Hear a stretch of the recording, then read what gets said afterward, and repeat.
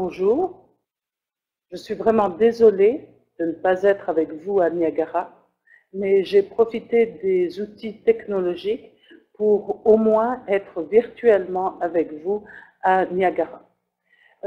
La partie de cet enregistrement porte sur un tandem du tonnerre, la collaboration entre deux enseignants qui font partie du régime d'immersion.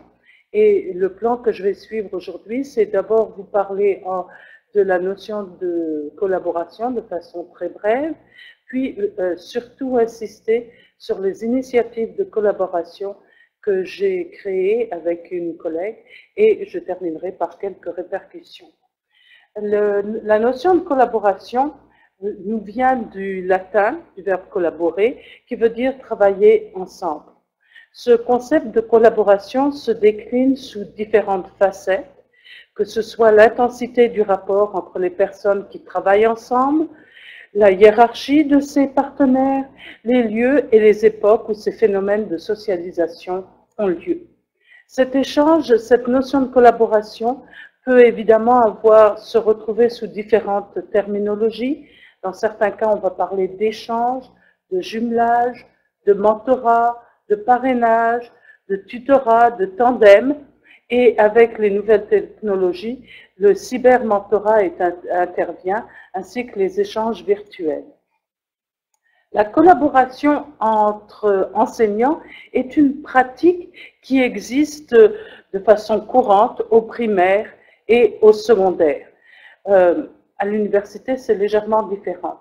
Le continuum va de l'absence de collaboration jusqu'au co-enseignement entre des professeurs.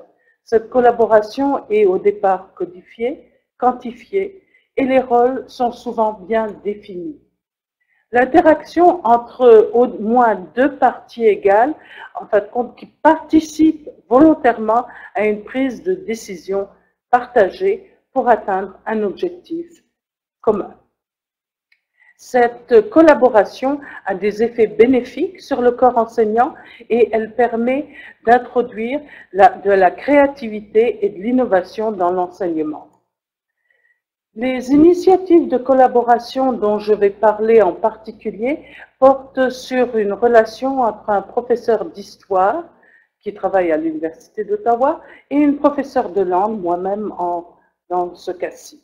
Et ce qui s'est passé, c'est que depuis 2006, nous travaillons ensemble et nous avons dû apprendre à nous apprivoiser, tout comme le Petit Prince de Saint-Exupéry, de créer des liens entre nous, de nous rencontrer, de nous rapprocher, et surtout de prendre conscience que nous pouvions nous compléter. Au départ, je ne connaissais pas du tout Madame Perrier, elle ne me connaissait pas, et elle a reçu une lettre du directeur du régime d'immersion l'annonçant que son cours ferait partie du nombre de cours proposés pour les étudiants en immersion.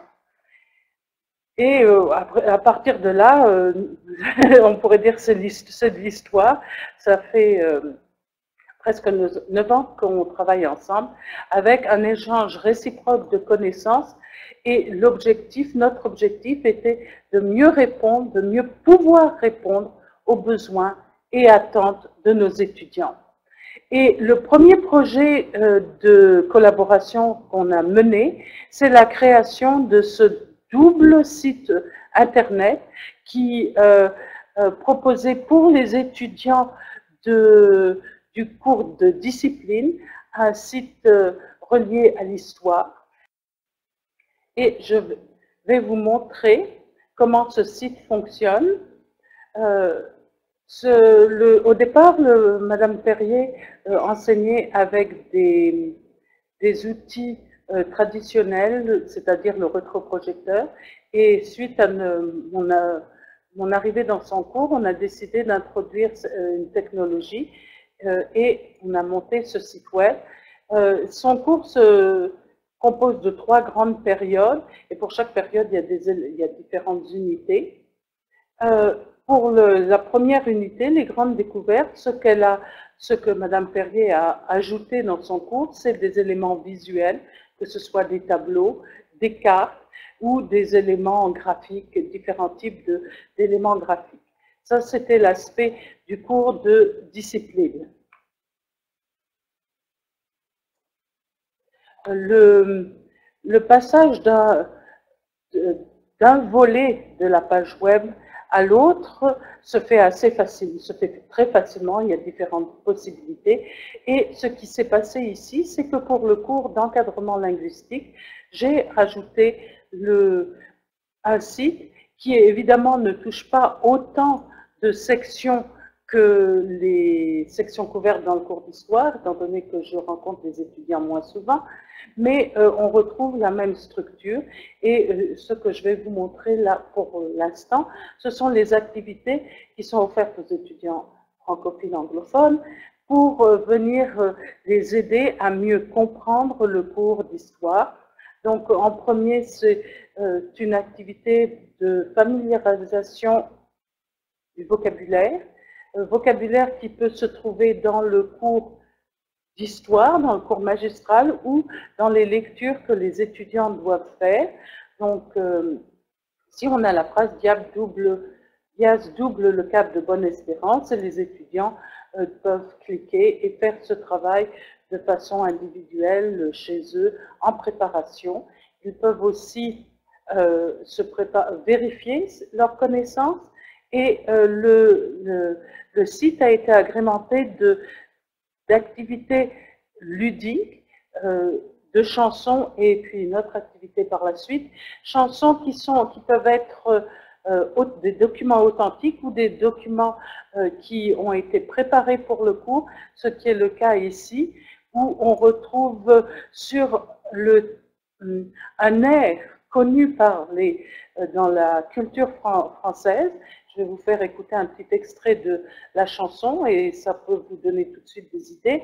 Mais tout le texte s'éloigne évidemment de la chanson traditionnelle pour reprendre le contexte historique présenté dans le cours. Donc là, vous avez ici... Les Européens au XVe siècle s'en allèrent au bout du monde pour découvrir les routes océaniques à la recherche de métaux et d'or, en imposant leur religion.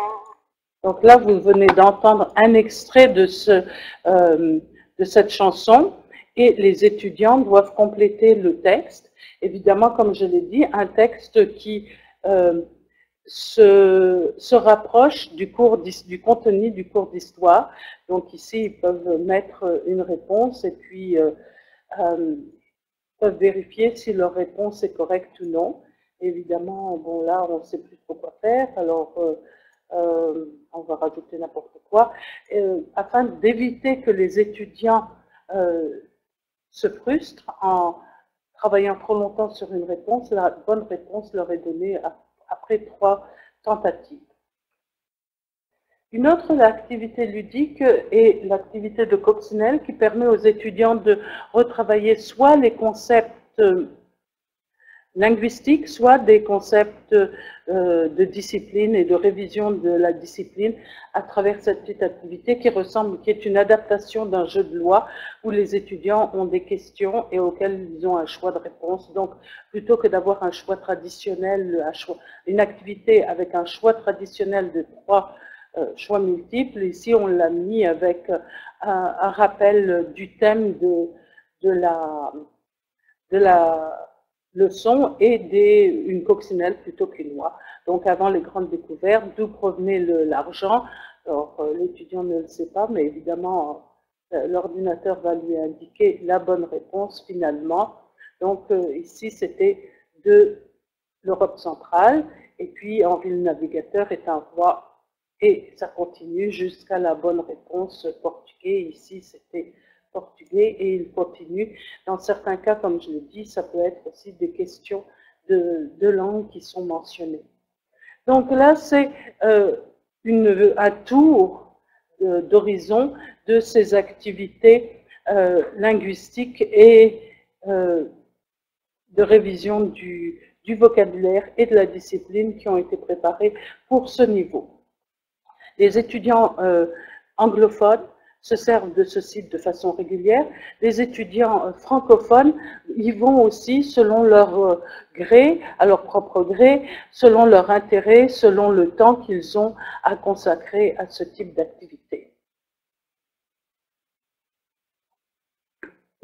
Fortes de cette expérience, les deux professeurs ont décidé de monter un deuxième projet de collaboration en hiver 2010, et ce site-là, sur le même système que le précédent, mais donc un site pour le cours de discipline, un site pour le cours de langue, s'adresse à un cours de deuxième année pour le professeur de discipline. Pour le cours de langue, les cours s'adressent aux deux niveaux, au premier niveau de compréhension, deuxième niveau de production.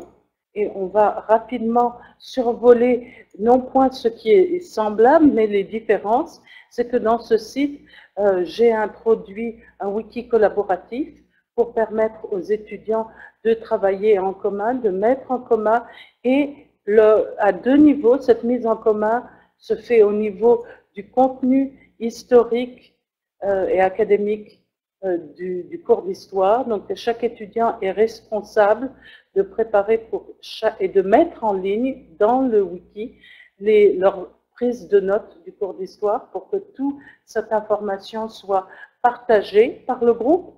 Donc, chaque semaine, un étudiant est responsable de faire ce travail. Au niveau du cours d'histoire, et au niveau linguistique, les étudiants sont responsables de monter un dictionnaire collaboratif avec le nouveau vocabulaire qu'ils apprennent pendant le cours. Donc, ils ont chaque semaine, ou pour chaque bloc, des mots à rajouter dans ce dictionnaire collaboratif. Donc ça, c'est un des éléments qui a été rajouté au deuxième site de collaboration. Suite à ce deuxième projet, notre équipe, notre tandem de professeurs, notre tandem du tonnerre, a décidé de monter un troisième projet de collaboration, le portail francophile, qui offre aux étudiants, en fin de compte, un recensement et puis voilà la page d'accueil, recensement des ressources des différents sites, des différents lieux qui peuvent venir appuyer ces étudiants pendant leurs études à l'Université d'Ottawa. Alors, on a des sites qui sont académiques, comme le CARTU, qui représente le Centre d'aide de rédaction aux travaux universitaires, où les étudiants peuvent aller obtenir des renseignements, des ressources, des confirmations par rapport à ce qu'ils décident d'écrire en français. Donc, très relié à l'université. Vous avez de la même façon Visé Juste, qui est un site qui permet aux étudiants de vérifier l'orthographe et de faire une révision des règles de grammaire. Mais vous avez aussi des sites beaucoup plus sociaux, comme le service de vie communautaire et de la programmation francophone qui est offerte à tous les étudiants francophones, francophiles sur le campus. Par exemple, en ce moment, c'est le mois de la francophonie, donc ils offrent différentes activités que les étudiants peuvent suivre selon leur temps et intérêt. Vous avez aussi le site du parrainage, qui est le dernier projet, en fin de compte, de collaboration sur lequel Madame Pernier et moi-même nous avons travaillé et sur lequel je voudrais revenir pour quelques minutes. Donc, ce dernier projet, ce projet de parrainage, était un projet qui était moins technologique que les autres projets, mais ce qu'il visait surtout, c'était le jumelage d'étudiants francophones et francophiles dans un même cours de discipline, afin de permettre d'améliorer l'expérience d'apprentissage des étudiants anglophones qui prennent ces cours en français et de permettre leur intégration dans les classes en français. Le but de ce parrainage devait permettre aux étudiants de s'entraider, d'échanger sur la langue, sur le vocabulaire et la manière du cours. Alors l'aspect technologique, c'est qu'ils pouvaient le faire virtuellement, ils l'ont fait souvent face à face, mais ils pouvaient très bien aussi travailler et se questionner à travers un blog et un groupe de discussion qui avait été préparé pour eux. Le parrainage, comment ça s'est passé? L'annonce a été faite en classe en premier. On a distribué un formulaire de participation pour tous les étudiants. Puis, Madame Perrier et moi-même, nous nous sommes rencontrés. Nous avons jumelé les deux groupes d'étudiants. Et ce travail peut, pour les étudiants francophones, servir aussi dans l'aspect de bénévolat qui existe aussi et de l'apprentissage expérientiel qui existe aussi à l'Université d'Ottawa. Au niveau des répercussions de ce parrainage, les étudiants nous ont indiqué que leur communication a été favorisée par l'échange de courriels et les autres moyens de communication, comme le forum et le blog dont j'ai parlé. Ces communications ont également été favorisées par les rencontres informelles proposées par les étudiants pour former des groupes d'études, mais aussi par des rencontres formelles organisées par les professeurs, souvent à la fin de la session. Qu'est-ce que les étudiants ont retiré de cet échange? Pour les francophiles, évidemment, c'est une façon de réviser le cours, donc une meilleure connaissance du cours. Pour les étudiants francophiles, c'est aussi une façon d'améliorer leur français, puisqu'ils peuvent discuter avec un étudiant francophone. Et finalement, c'est aussi une façon de connaître d'autres personnes, de créer des liens d'amitié. Et on a ici une citation d'une étudiante: « Je suis capable de communiquer dans un environnement académique et de discuter en français. » Pour les francophones, la connaissance académique, la préparation à l'examen final était un élément important, le partage culturel, de faire comprendre leur culture, et évidemment les liens d'amitié qui se sont créés au cours du trimestre. Une autre citation: « Je comprends mieux les différences et les difficultés entre les anglophones et les francophones. » Et c'est à ce niveau-là que c'est très intéressant, c'est que cet échange, ce parrainage a permis aux deux groupes linguistiques de mieux se comprendre, de mieux se connaître, pour les francophiles d'avoir une plus grande confiance, d'être moins timides lors des contacts avec les francophones, alors que pour les francophones, c'est la compréhension des défis linguistiques et académiques des francophiles qui ressort. Tout d'un coup, on arrive mieux à percevoir ce que les autres ont comme problème dans ce cours. Alors, pour revenir sur cette collaboration, qui est de façon assez modeste, je dirais quand même assez importante, il faut reconnaître qu'à ce jour, il n'existe qu'un seul projet de collaboration de cette ampleur et qui a été mené entre les professeurs qui travaillent dans le régime d'immersion, que ce soit professeurs de langue, professeurs de discipline. Ceci s'explique par plusieurs raisons. Ce développement nécessite du temps, de l'engagement et du dévouement. De plus, les professeurs ne sont pas toujours assurés de pouvoir être jumelés et de voir cette continuité dans le temps. Moi, j'ai été assez chanceuse parce que ça fait presque 10 ans que je travaille avec Madame Perrier, mais c'est vraiment assez rare que deux professeurs puissent travailler de cette façon-ci dans le temps. Ce qui est aussi important par rapport à ces éléments, c'est que le statut de professeur de langue est à repenser dans le monde académique. Souvent, la collaboration n'existe pas, ne peut même pas exister, parce que les professeurs de discipline ne considèrent pas le professeur de langue au même niveau que lui, ne reconnaît pas le même statut au professeur de langue. Et pour le professeur de discipline, lui, il connaît un autre problème, c'est que sa participation pédagogique à ce type de projet n'est pas reconnue dans sa discipline, donc n'est pas valorisée dans son département. Finalement, qu'est-ce qu'on peut dire? C'est que le tandem professeur de discipline, professeur de langue fonctionne. Ce tandem, cette collaboration permet la création de projets multiples pour les étudiants.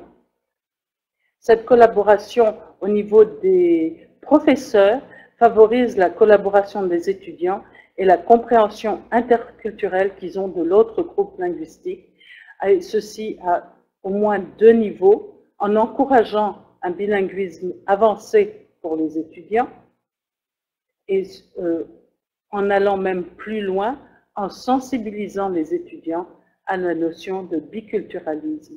On accepte, on comprend et on va même jusqu'à s'approprier la culture de l'autre groupe linguistique. Ceci termine ma présentation. Si vous avez des questions, ma collègue Hélène Knorr pourra y répondre, ou sinon vous pouvez me contacter par courriel à l'Université d'Ottawa. Je vous remercie de votre attention.